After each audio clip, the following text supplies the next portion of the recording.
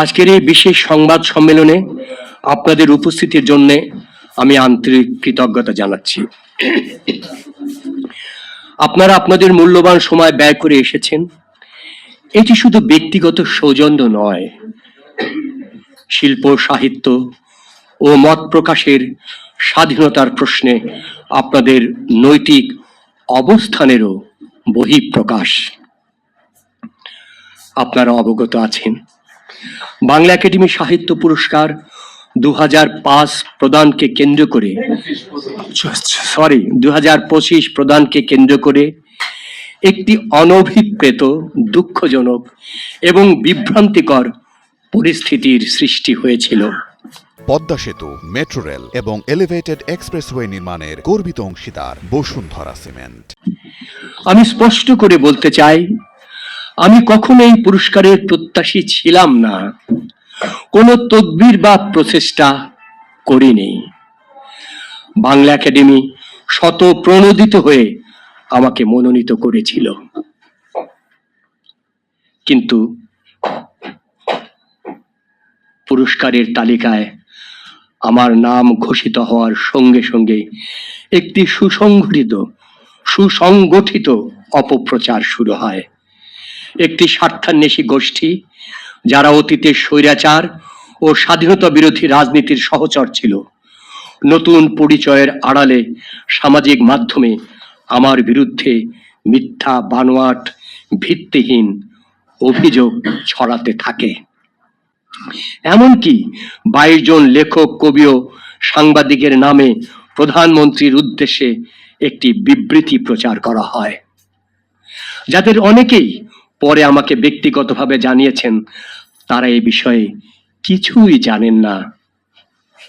একজন নারী সাংবাদিক কান্নায় ভেঙে পড়ে বলেছেন, আমি কি কখনো তোমার বিরুদ্ধে বিবৃতি দিতে পারি? পুরস্কার প্রদানের আগের দিন পর্যন্ত সব আনুষ্ঠানিক প্রস্তুতি সম্পূর্ণ হয়েছিল, কিন্তু শেষ মুহূর্তে 41 বছর আগে রচিত আমার একটি কবিতাকে অজুহাত করে আমার পুরস্কার স্থগিত করা হয়। আমি সেখানে উপস্থিত ছিলাম, অথচ অন্যদের ডাকা হলেও আমাকে আর ডাকা হয়নি। এই আচরণ শুধু ব্যক্তিগত অপমান নয়, এটি মুক্ত চিন্তার প্রতি অবমাননা।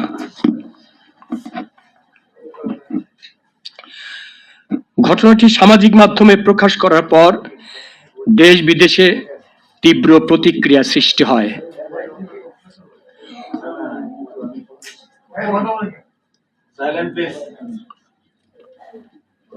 প্রধান সংবাদ মাধ্যম বিষয়টি গুরুত্বের সঙ্গে তুলে ধরে।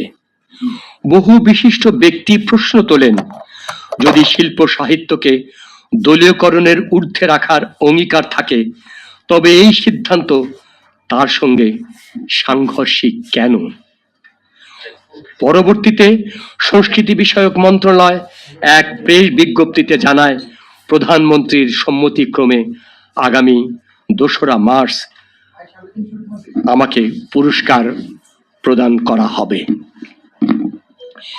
এই ঘোষণার পর আমার পুরস্কার গ্রহণ বা বর্জন নিয়ে পক্ষে বিপক্ষে বিতর্ক শুরু হয়। আমরা জাতীয় কবিতা পরিষদ এর কেন্দ্রীয় কমিটির সভা আহ্বান করি। সংখ্যাগরিষ্ঠ মত পুরস্কার গ্রহণের পক্ষে। যুক্তি ছিল, ষড়যন্ত্রের কাছে নতি স্বীকার করা মানে অপশক্তিকে জয়ী হতে দেওয়া। আবার অনেকে মত দেন, এই অপমানের প্রতিবাদে পুরস্কার বর্জনই নৈতিক অবস্থান হবে। আমি গভীরভাবে ভাবলাম, আমি কোনো পদক বা অর্থের কাঙাল নই, কোনোদিনও ছিলাম না।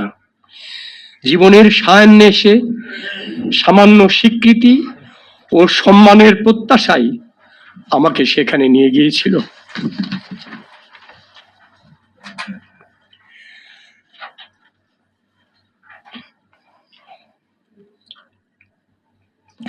আমি স্মরণ করি, রাষ্ট্র পুনর্গঠনের প্রেক্ষাপটে আমরা বিভিন্ন রাজনৈতিক দলের সঙ্গে মত বিনিময় করেছি।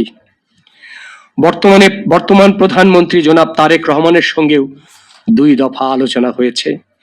আমরা স্পষ্ট বলেছিলাম আমাদের চাওয়া একটাই, কলমের স্বাধীনতা, কথা বলার স্বাধীনতা। তিনি বলেছিলেন ভালো কাজে উৎসাহ দেবেন, ভুল করলে সমালোচনা করবেন। আমি সেই প্রতিশ্রুতির প্রতি আস্থা রেখে পুরস্কার গ্রহণের সিদ্ধান্ত নিয়েছি।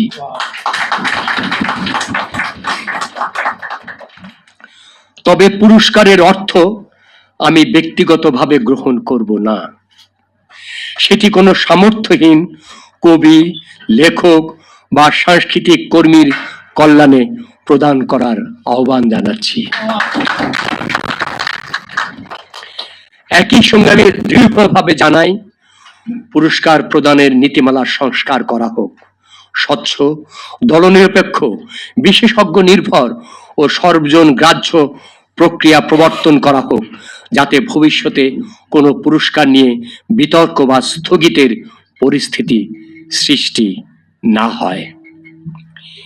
ইতিহাস সাক্ষ্য দেয়, অতীতেও জটিলতা তৈরি হয়েছে।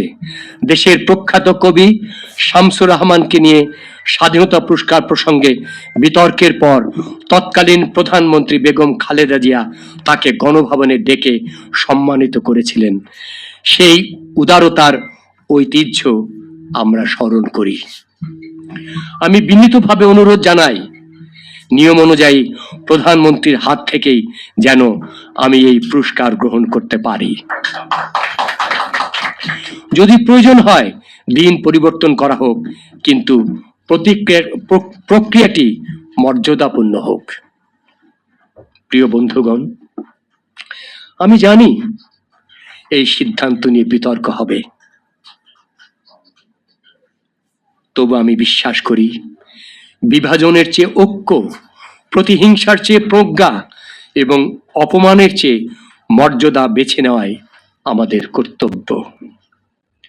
আমি নবনির্বাচিত প্রধানমন্ত্রীর সিদ্ধান্তকে সম্মান জানিয়ে দেশের স্বাধীনতা ও সার্বভৌমত্ব রক্ষার বৃহত্তর স্বার্থে এই পুরস্কার গ্রহণ করছি।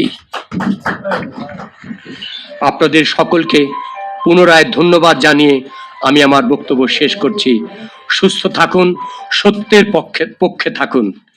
বিনীত আপনাদেরই মোহন রায়হান।